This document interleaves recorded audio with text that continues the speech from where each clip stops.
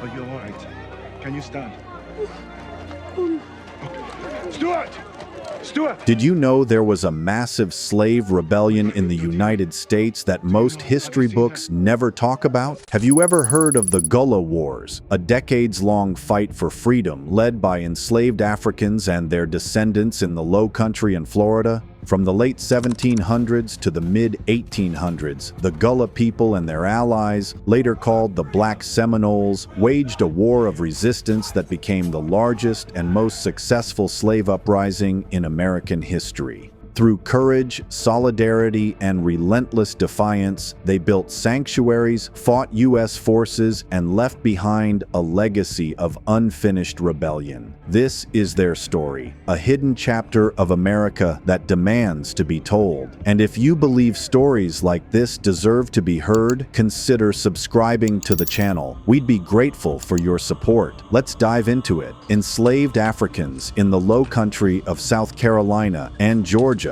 the people who would come to be known as the Gullah, forged a culture of resilience under bondage. On isolated coastal plantations, they were the majority, speaking a Creole language, Gullah, and keeping alive many West African traditions. Because plantation owners often left them to work under a task system, Gullah communities carved out space to shape their own lives. They grew rice and indigo, told African folktales, and built a communal culture that nurtured dreams of freedom. White planters lived in constant fear, knowing they were outnumbered and that these bondspeople longed to break their chains. That longing found a ray of hope to the south. Spanish Florida, sitting just beyond the British colonies, became a frontier of freedom. As early as 1693, Spain's king issued a decree promising asylum to any enslaved person escaping into Florida, on the condition they embrace Catholicism and serve in defense of the colony. By 1738, the Spanish had established Gracia Real de Santa Teresa de Mose, known as Fort Mose, the first legally sanctioned free black town in what is now the United States. There, a militia of formerly enslaved Africans under black leadership stood guard against any English incursions, embodying black autonomy on American soil. Word of this promise of liberty traveled swiftly among the enslaved. In 1739, a group of enslaved Africans in South Carolina rose up in what became known as the Stono Rebellion, killing slave owners and marching with drums and a flag toward Spanish Florida and freedom. The Spanish offer of refuge had directly inspired this bold uprising. Although the rebellion was brutally suppressed before the freedom seekers could reach Florida, it sent shockwaves through the slaveholding South. The vision of a sanctuary in Florida, protected by black militia, ignited both hope among the enslaved and fear among enslavers. Throughout the 1700s, dozens and then hundreds of Gullah people made the perilous journey southward, escaping down the Underground Railroad into the swamps and forests of Spanish Florida. There, they joined with another group of freedom seekers, the Seminoles, a loose confederation of Native Americans, mostly of Creek origin, who had also taken refuge in Florida's wild interior. The Spaniards in Florida welcomed these self-liberated blacks and renegade Indians as allies. In the lush Florida wilderness, far from the rice fields they fled, the Gullah found new ground to build communities. They established independent villages of thatched roof houses, planting corn and swamp rice and living on their own terms. Side by side with the Seminoles, they traded skills and cultures, with the Gullah adopting Seminole dress and learning the new land, and the Seminoles acquiring a taste for rice and an appreciation of Gullah music and folklore. Over time, they became one people in spirit, a blended Afro-Indigenous community bound by the shared goal of freedom. These black allies came to be known as Seminole Negroes, or Black Seminoles. Among the Seminole, black men rose to positions of leadership and respect. The two groups lived independently in remote Florida, raising children born free on American soil. They knew that slave catchers and colonial militias might one day come for them.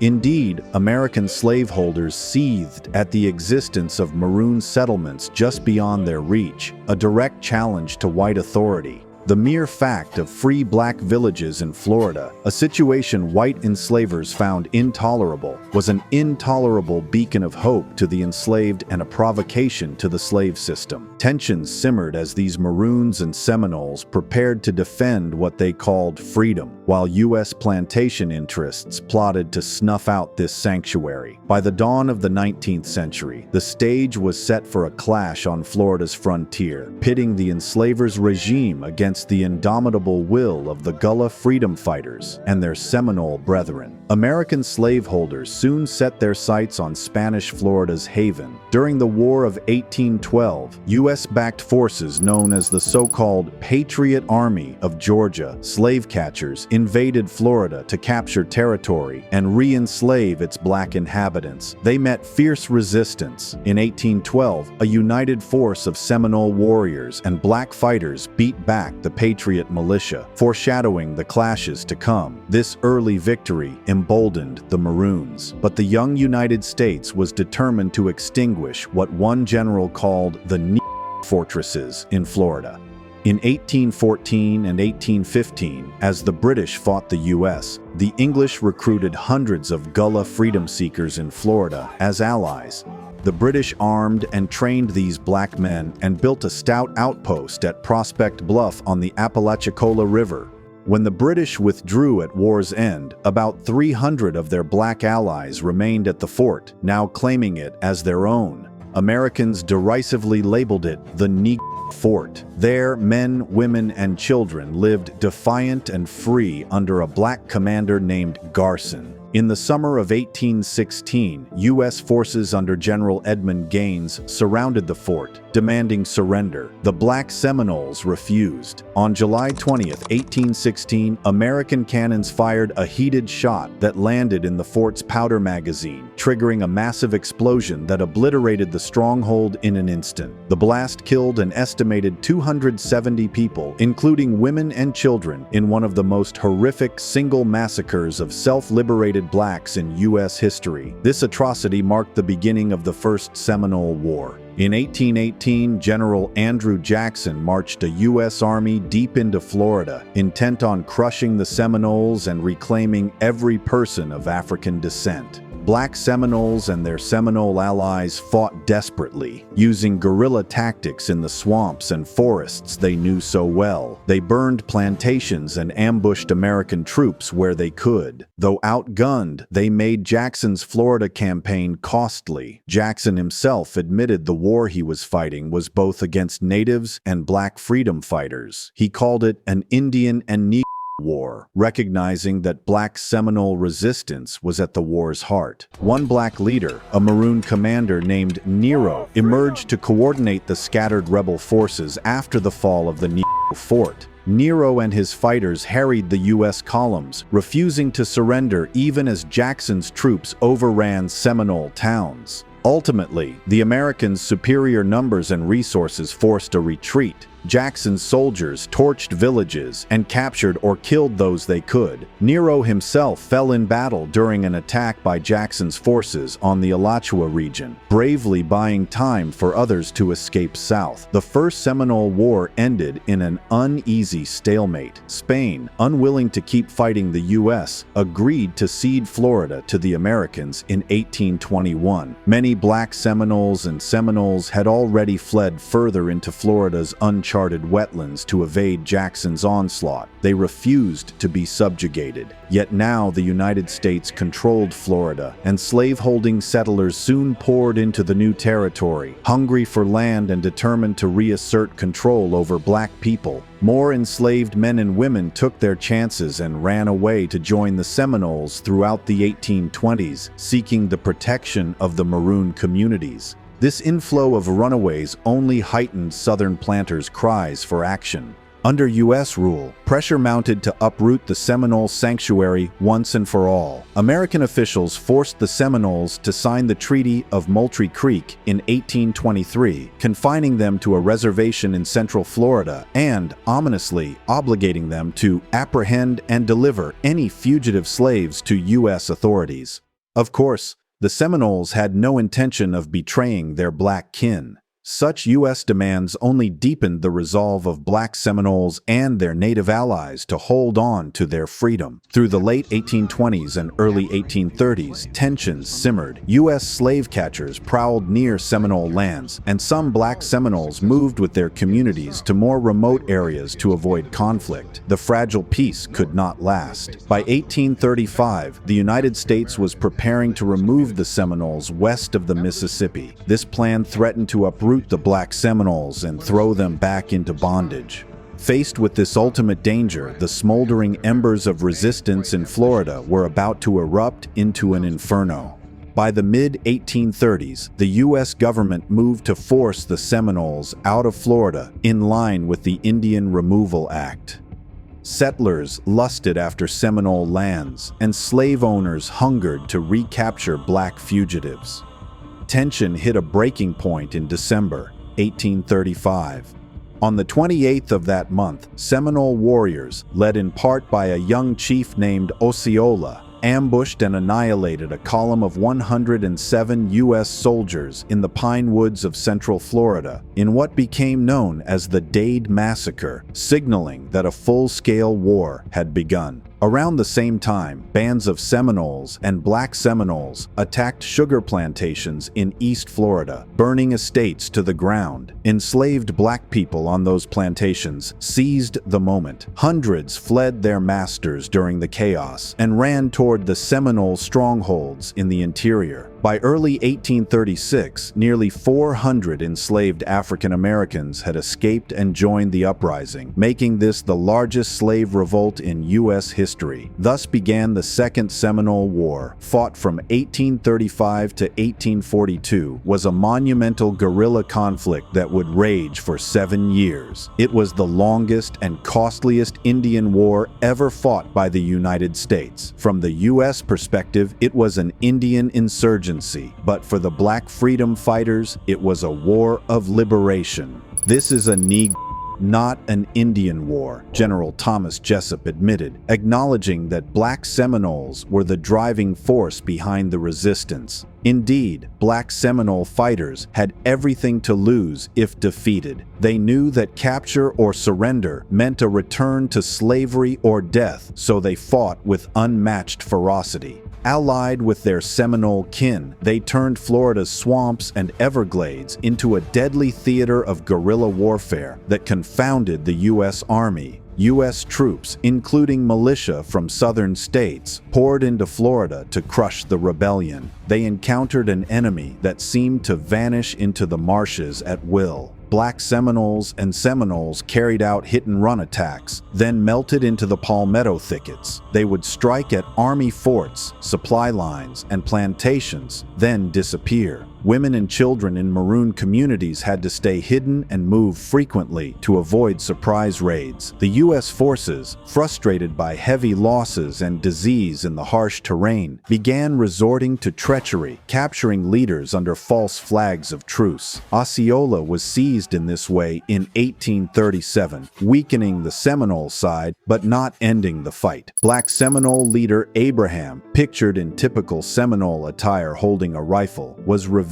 among the Seminole for his military and diplomatic prowess. He served as a chief counselor to Seminole Chief Micanopy and acted as an interpreter during negotiations. Through Abraham's efforts, many Black Seminoles secured promises of freedom and safe passage in the midst of war. Black Seminole leaders like Abraham and others stepped up to fill the void in leadership and diplomacy after Osceola's capture. Abraham was instrumental as a negotiator between the Seminoles and U.S. officers during this period, bargaining to protect his people. In fact, early in the war, he had boldly delivered messages to General Jessup and helped secure an agreement that Black Seminoles who surrendered would not be handed back to slave masters. General Jessup realized that otherwise Otherwise, the black fighters would rather die than give up. He made an extraordinary offer. If the black Seminoles laid down arms and agreed to move west to Indian Territory, the U.S. would recognize their freedom. This was a virtually unprecedented concession by the Slavocracy. It amounted to a de facto emancipation for people who had been enslaved, won not through a president's proclamation, but through armed resistance. One historian noted that it was the only emancipation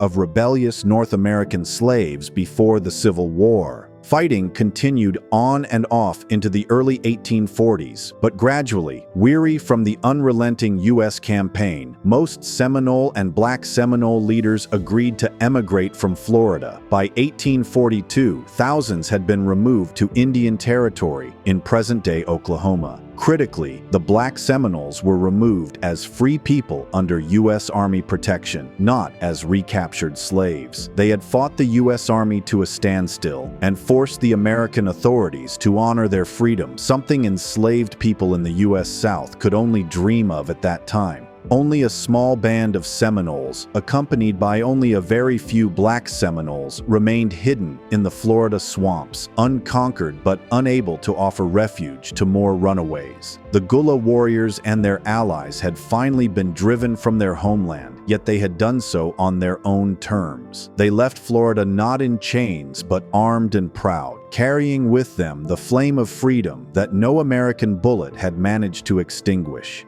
Even after the formal end of the Seminole Wars, the fight for freedom was far from over. The Seminole and Black Seminole exodus from Florida in the 1840s was not a peaceful retirement, but rather a new chapter of struggle. In the Indian Territory in present-day Oklahoma, where the U.S. had relocated them, the Black Seminoles found themselves still under threat. Slave catchers and even some of the Seminole Nation's slave-owning elites schemed to rob them of the liberty they had fought for. The U.S. government did not keep all of General Jessup's promises. In 1848, the U.S. Attorney General shockingly ruled that the Black Seminoles' freedom was not legally recognized, effectively marking them as escaped slaves, still subject to re-enslavement. This betrayal underscored a harsh reality. In the United States of the mid-19th century, Black people's freedom was never secure, not even for those who had shed blood to earn it.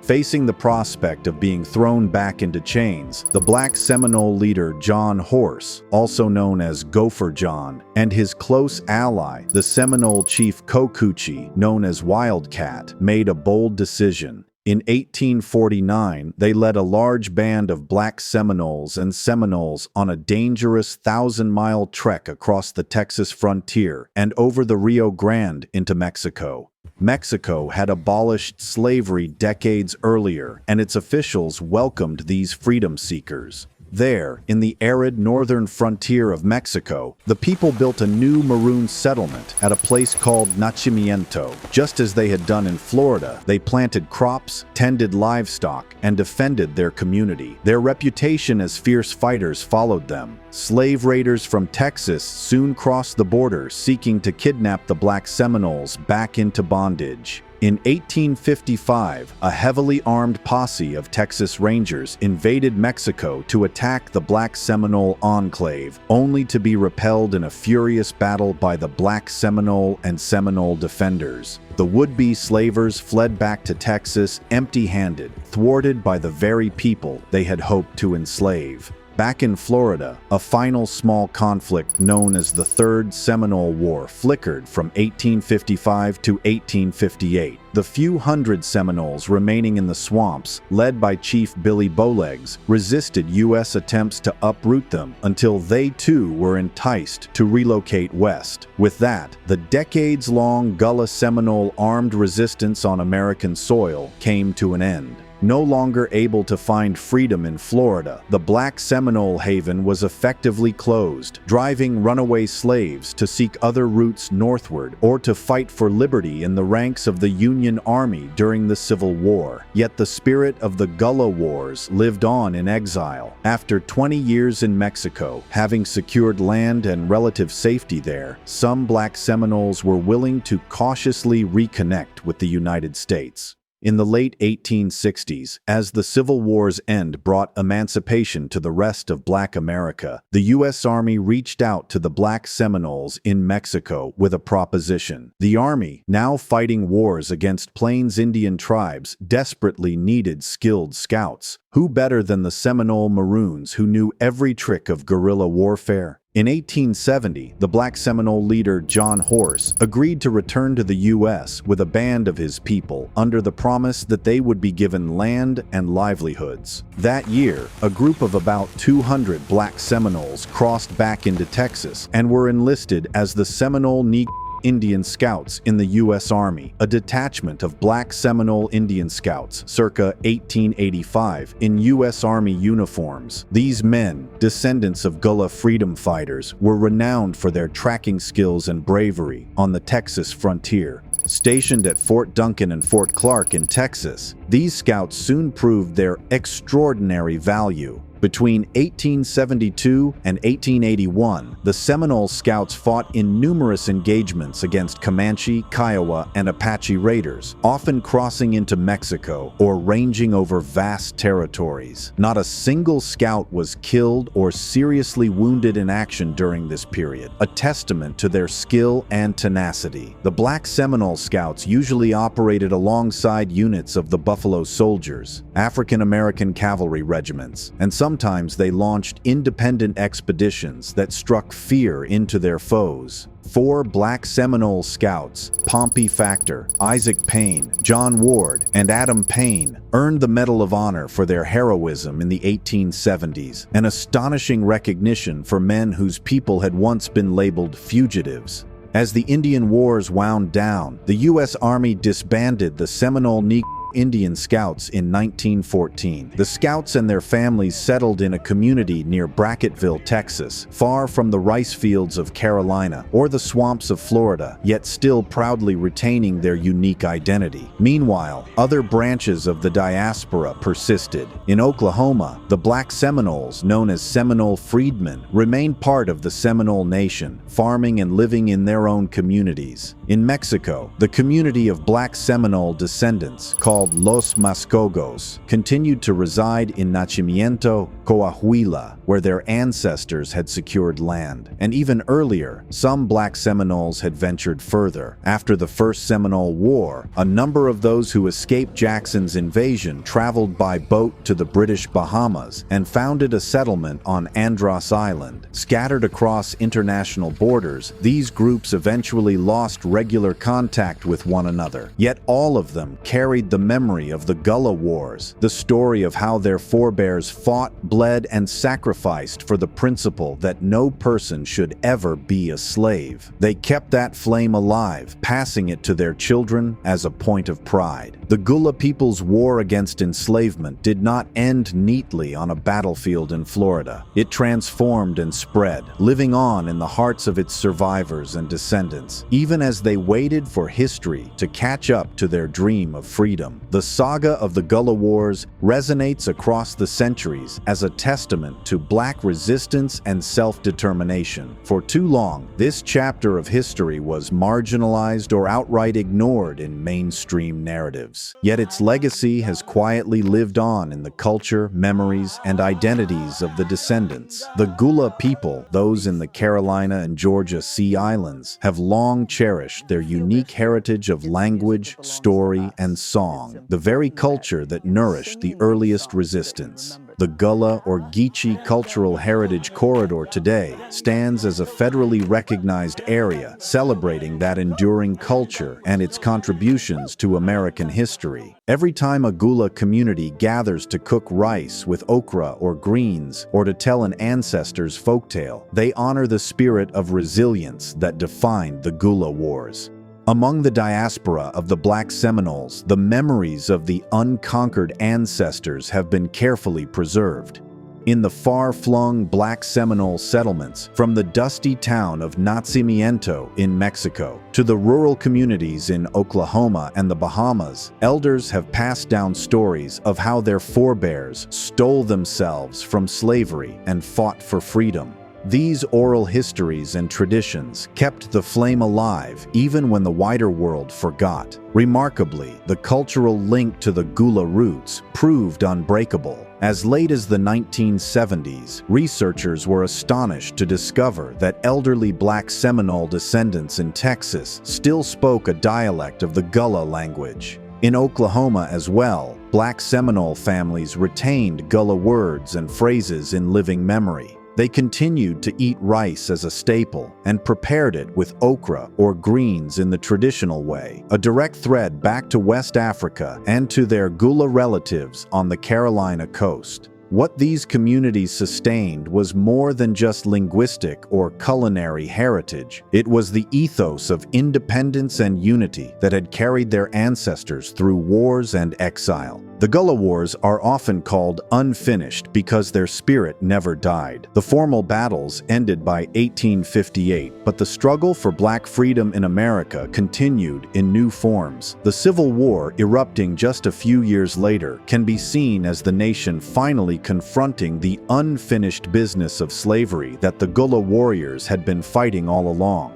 During that war, Black soldiers, including those from the Low Country Gullah region, took up arms in the Union cause, carrying forward the torch lit by the Black Seminoles. In a sense, the Gullah Wars presaged the broader African-American freedom movements to come. They proved that enslaved people were not passive victims. They were agents of their own liberation, willing to defend their dignity by force of arms. This legacy would inspire future generations, from Reconstruction to the Civil Rights era and beyond. The spirit of the Maroons lived in every Black community that stood up against oppression, a reminder that the quest for freedom must sometimes be fought for again and again. Today, scholars and descendants alike are unearthing and honoring the story of the Gullah Wars. Initiatives like the Black Seminole Project and various Gullah heritage organizations strive to educate the public about this hidden history.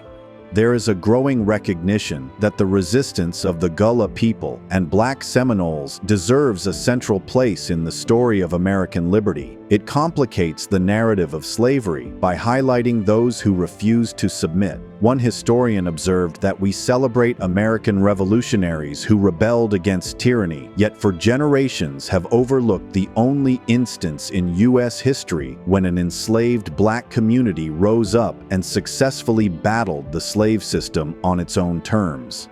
That long silence is finally giving way to acknowledgement and pride. In the Black community especially, the tale of the Gullah Wars strikes a deep chord. It is a story of our ancestors' courage, of warriors and leaders like Abraham, John Horse, and so many unnamed others who chose to fight rather than accept bondage. It is a story of mothers, fathers, and children who risked everything to live free. It reinforces the truth that Black history is not only one of suffering, but also of heroism, strategic brilliance, and unbreakable community bonds. In remembering the Gullah Wars, we reclaim a legacy of victory and defiance. We remind the world that the end of slavery in the United States was not a gift bestowed from above, but something generations of Black people fought for relentlessly in the fields of the Carolinas, in the Florida swamps, on the trail to Mexico, and on the battlefields of the Civil War. The Gullah Wars did not solve all the injustices of their time, but they lit a beacon. That beacon was the idea that freedom can be seized by the enslaved themselves, and it remained to guide those who followed. Today, as we tell the story of the Gullah Wars, we honor that unfinished rebellion and draw strength from it. It is unfinished in the sense that the fight for Black liberation and dignity is an ongoing journey, but it is also a triumph complete in itself, an eternal reminder that our ancestors were not defeated, that they fought, survived, and kept their souls intact. The Gullah Wars belong at the center of Black history, and their legacy lives on every time we speak our language, preserve our traditions, and stand up for our rights. In the face of oppression, the Gullah people and Black Seminoles showed the way: unity, resistance, and an unyielding faith in the promise promise of freedom. If this hidden history shook you, don't let it stop here. Share this story, drop your thoughts in the comments, and make sure you're subscribed to Black Culture Unlocked so you never miss the truths we uncover. Take care, and we'll see you in the next video.